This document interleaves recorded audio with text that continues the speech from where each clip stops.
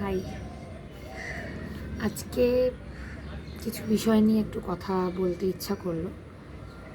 আর কিছু বিষয় নিয়ে তোমাদের সবার ওপিনিয়নও আমার একটু দরকার, সেই জন্যই ভিডিওটা করছি। কিছুদিন ধরে এই ডে কেয়ার বা প্লে স্কুল সম্বন্ধে কিছু হরিফিক ভিডিওস আমাদের সামনে আসছে, বারবার সার্কুলেট করছে। তো যেটা দেখার পর থেকে মা হিসেবে ভীষণ চিন্তায় আছি, কারণ ভবিষ্যৎ নিয়ে তো সবাইকেই ভাবতে হয়, ফিউচার নিয়ে সবাইকেই ভাবতে হবে। তো ভীষণভাবেই যে ম্যাটারগুলো চিন্তার মধ্যে রেখেছিল, তার মধ্যে প্রধান যে ভিডিওটা আমরা সবাই মোটামুটি দেখেছি, যেখানে একটা ছোট বাচ্চা আর একটা বাচ্চাকে একই এজ গ্রুপের মানে পাশবিক অত্যাচার করছে। কোনো ভিডিওতে বলছে 15 মিনিটস ধরে, কোনো ভিডিওতে বলছে 45 মিনিটস। তো কোনটা সত্যি জানি না, তবে 15 মিনিট হোক বা 45 মিনিট হোক, ওই ছোট বাচ্চাটা 23 মাসের বাচ্চাটার ওপর দিয়ে যে যন্ত্রণা বা যে অত্যাচারের শিকার সে হয়েছে, অতটা time without any adult care, it's just horrific.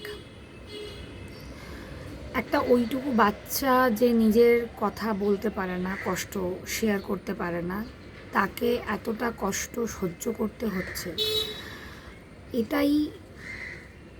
এটা ভাবাটাও মানে রাতের ঘুম কেড়ে নেওয়ার মতো একটা বিষয়। তো বড়রা, অ্যাডাল্টরা যদি কোনো ক্রাইম করে না, সেটার পানিশ করা বা সেটার এগেনস্টে কোনো স্টেপ নেওয়াটা ইটস কম্প্যারিটিভলি ইজি দেন একই এজ গ্রুপের অত ছোট বাচ্চা যে ক্রাইমটা করেছে।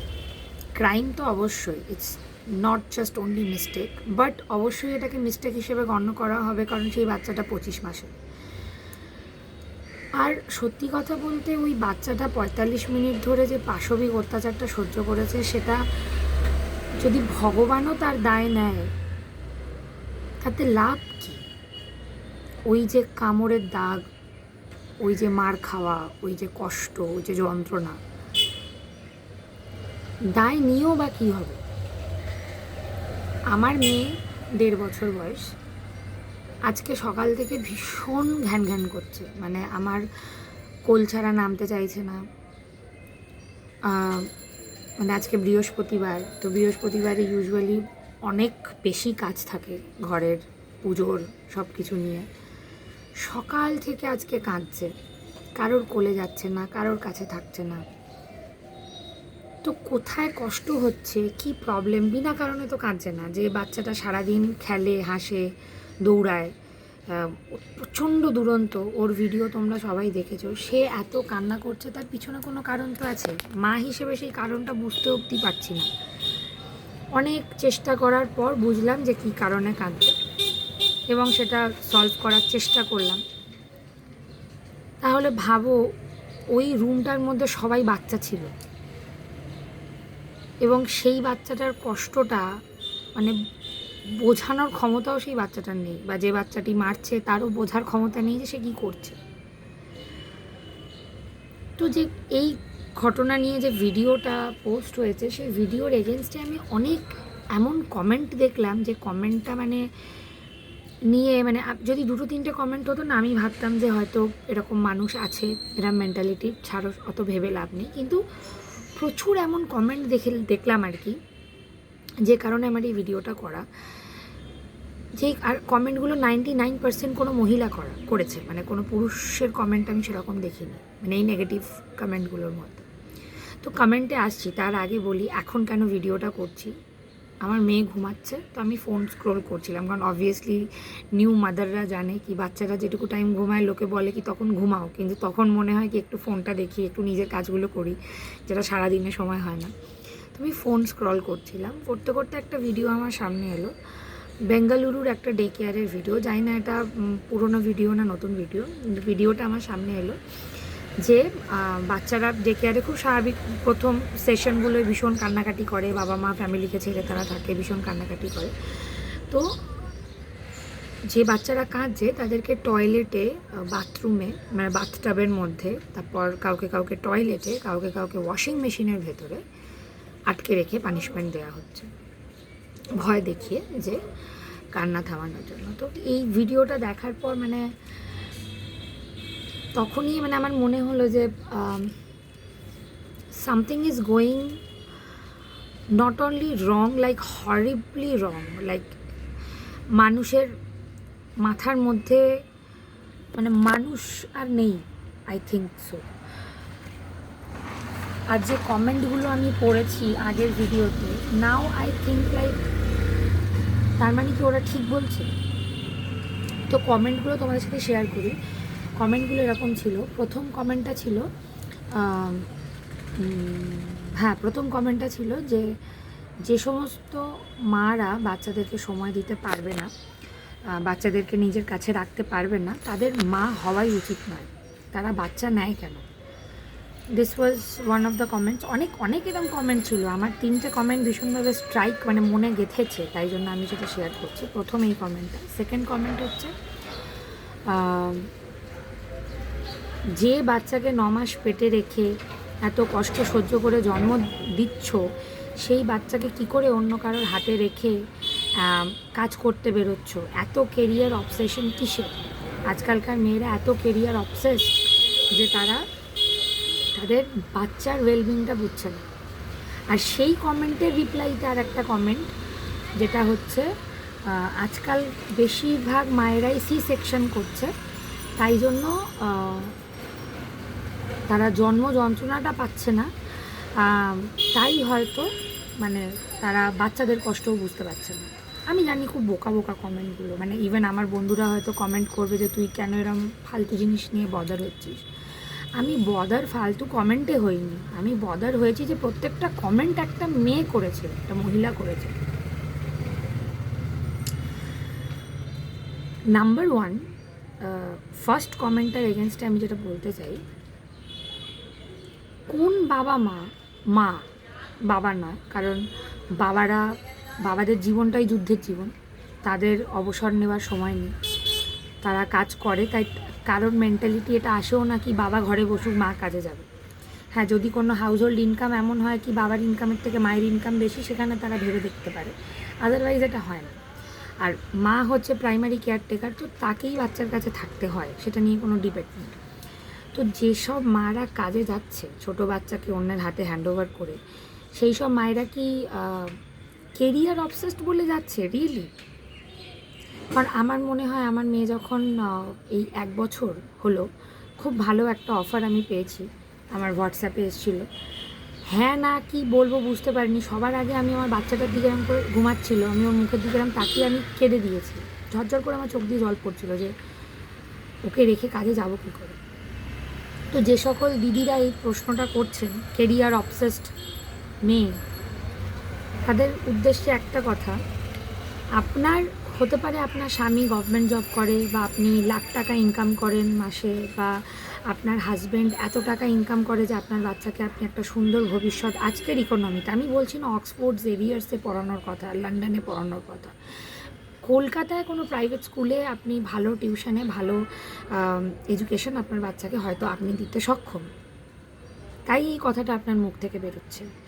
যে মায়েরা যাচ্ছে কাজে তাদের দুধের বাচ্চাকে ফেলে রেখে, তাদের বরের কাঁধে কাঁধ মিলিয়ে ইকোনমিক যা ঝামেলা সেটা শেয়ার করার জন্য, আপনার কি একবারও মনে হলো না যে তারা এটা বাচ্চার ওয়েলবিংয়ের জন্যই করছে? আপনার একবারও মনে হলো না যে সব বাচ্চা মায়ের ব্রেস্ট ফিড করে বড় হয় না, তাদের ফর্মুলা মিল্ক খেতে হয়, আর সেই ফর্মুলা মিল্ক প্রচুর টাকা দাম। হতে পারে কোনো মা তার বাচ্চার দুধ জোগাতে পারছে না, তাই কাজে বেরোচ্ছে, ডাইপারের প্রচুর টাকা দাম। হতে পারে বাচ্চার নর্মাল ভ্যাকসিন, ডাইপার, দুধ জোগাড় করতে পারছে না, তার বাবার টাকায় হচ্ছে না, তাই বেরোচ্ছে কাজে। এটাও তো হতে পারে। আমি বলছি না যে সব মেয়ে, কিছু মেয়ে আছে কেরিয়ার অবসেস, তারা যাচ্ছে, অবশ্যই তাদের রাখার অপশান আছে, বাচ্চা রেখে তারা যাচ্ছে, কিন্তু আপনি যে জেনারেলাইজ করলেন, তাই জন্য আমি এই কথাটা বলি। নাম্বার 2, এই যে কথাটা বলছেন, যাদের সি সেকশন হচ্ছে তারা জন্ম যন্ত্রণা ভোগ করছেন, I don't know what that term mean, like জন্ম যন্ত্রণা। নর্মাল ডেলিভারি বা সি সেকশন ডেলিভারি মানে একটু বেসিক পড়াশুনো যদি আপনি জানতেন, তাহলে আপনার মাথায় এই প্রশ্নটা আসতো না। নর্মাল ডেলিভারিতে যেরকম জন্ম যন্ত্রণা আপনি যেটা বলছেন সেটা যেরকম চূড়ান্ত হয়, হাড় একসাথে 56-57খানা হাড় ভাঙার কষ্ট অনুভব হয়। এটা আমি একটা আর্টিকেলে পড়েছিলাম, আমি কোনো ডাক্তার বা বৈজ্ঞানিক নই, আমার তথ্য ভুলও হতে পারে, এটা আমি পড়েছি তাই আপনাকে বললাম। যে কষ্টটা নর্মাল ডেলিভারিতে নিতে হয়, যে মানুষ অজ্ঞান হয়ে যায়, মায়েরা অজ্ঞান হয়ে যায়, তো আপনার কাছে সেই যন্ত্রণা যেসব মায়েরা ভোগ করছে তারাই মা। যাদের সি সেকশন হচ্ছে তারা কোনো কষ্ট পাচ্ছে না। একটা সি সেকশন বোঝেন, একটা মানুষের জীবনের সবথেকে বড় সার্জারি, আমি না, রিসার্চ বলছে। সমাজ একটা মেয়ের মা হওয়াটা এত বেশি নর্মালাইজ করে দিয়েছে, সিজারিয়ান ডেলিভারিটা এত বেশি নর্মালাইজ করে দিয়েছে যে লোকে কোনো মেয়ের কষ্ট হলে তার দিকে তাকিয়ে বলে, হ্যাঁ আমরা যেন মা হইনি, আমাদেরও পেট কেটেছিল, সেই নিয়ে এত বড় সংসার সামলেছে। এটা কোনো প্রাউডের কাজ নয়। কেন সামলেছে সেটা অন্য টপিক, অন্য দিন আলোচনা করব। একটা সি সেকশন মানে 8টা লেয়ার, আপনার স্কিনের, আপনার পেটের, অ্যাবডোমেনের প্রতিটা লেয়ার কেটে বেবি বার করা হয়, তারপর সেই প্রত্যেকটা লেয়ার জয়েন করতে হয়। আজ আমার মেয়ে 1.5 বছর বয়স, এখনও আমার যেখানটা সেলাই তার দুটো এরিয়া ওপর এবং নিচ এখনও নামব, এখনও আমি আমার স্কিন টোটালি ফিল করতে পারি না। বুঝতে পারছেন? আমার মা, মানে আমার বয়স 30+, আমার মা আজও যদি ভারী কোনো জিনিস তোলে, আমার মায়ের সেলাইয়ের জায়গাটা চিনচিন করে ব্যথা করে, হিল হয় না ভেতর থেকে। সারাটা জীবন একটা স্কার, সারাটা জীবন আপনার যে লেয়ার্সগুলো কাটা হয়েছে তার নামনেস, তার যন্ত্রণা সারাটা জীবন থাকে। অবশ্যই মানুষ ভিত্তিতে আলাদা, আমার এরকম অনেক পরিচিত আছে যাদের কোনো প্রবলেমই হয়নি সি সেকশনে, বাট মেজরিটির হয়, তাই আমি মেজরিটিরটা বলছি। আমি সব থেকে অবাক হলাম যে এই প্রশ্নগুলো, এই কমেন্টগুলো মহিলারা করেছে।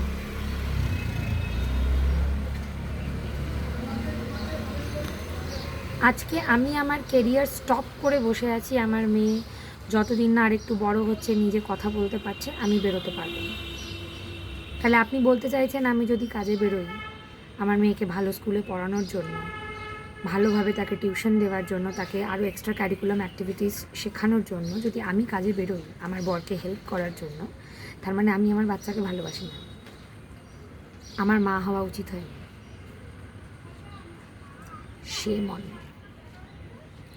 shame on you women। ভালো থাকবেন, আপনাদের মানসিক সুস্থতা কামনা করি।